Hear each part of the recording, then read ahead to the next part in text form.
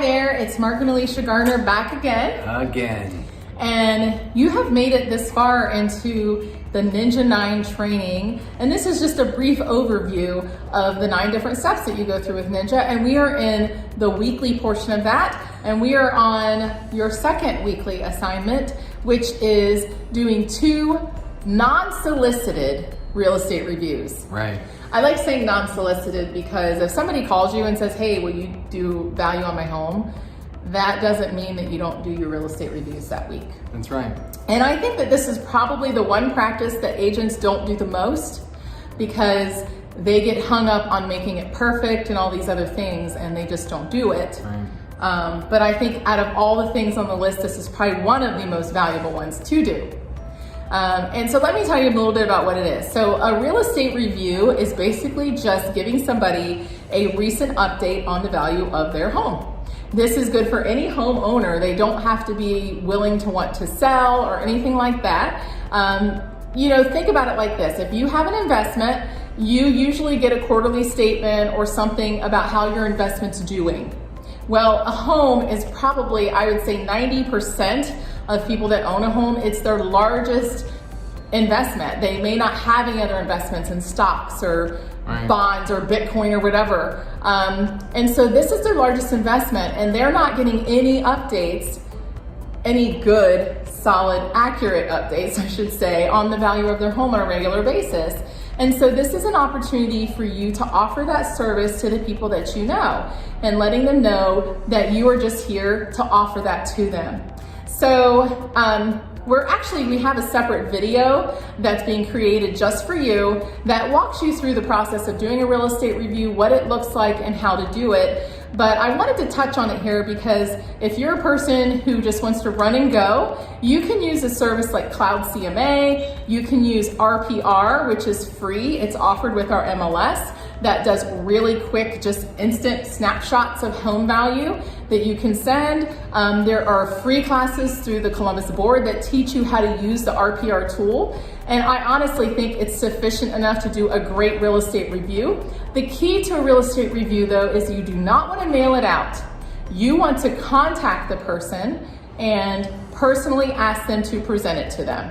And I think that's where the powerful part of this whole thing is actually getting a chance to sit down with someone, invite them out for coffee, maybe stop by and tell them, hey, I have your most recent real estate review. If you've never done one before, then you can just say what I said. Say, hey, I'm in real estate now and I know that your home's one of your largest investments and I've prepared a review of your current market value and I'd love to stop by and show it to you. Take about 10 minutes. This is not an in-depth listing presentation or anything. Right. Yeah. So it's just a chance to kind of have that conversation.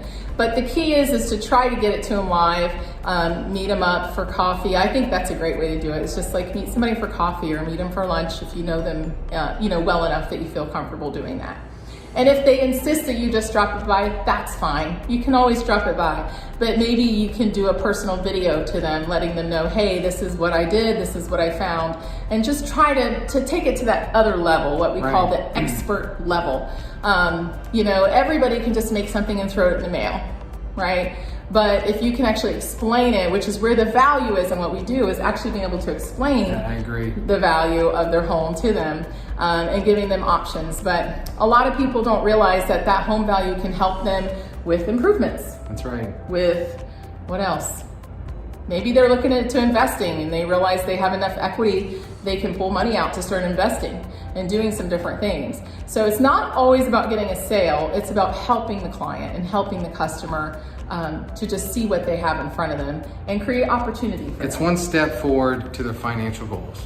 Yeah. That's how I look at it. Absolutely. So you're there to give them information and then you have the face-to-face. And that's something you can actually build on after that, is that you say, hey, you know what, I can do this probably for you every 45, 60 days. That way you know what's going on. So, and then at that point, then they have an expectation and then you have an expectation for them to actually desire to receive it.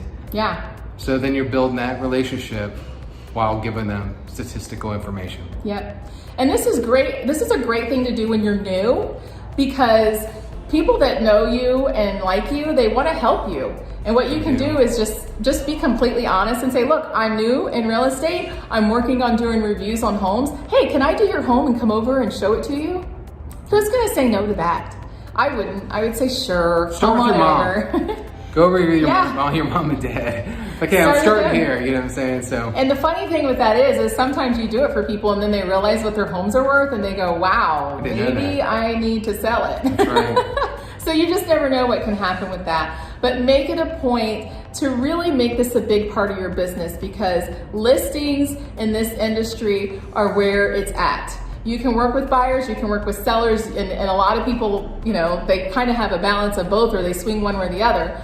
But I'm telling you, if you get comfortable doing listings, the sooner you get comfortable doing listings, the more profitable and more predictable your business is going to be for the long haul. So, and that's a great way to increase the number of listings that you can have.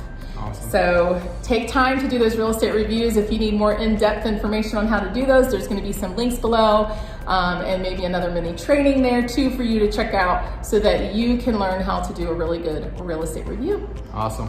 All right, we'll see you on the next one.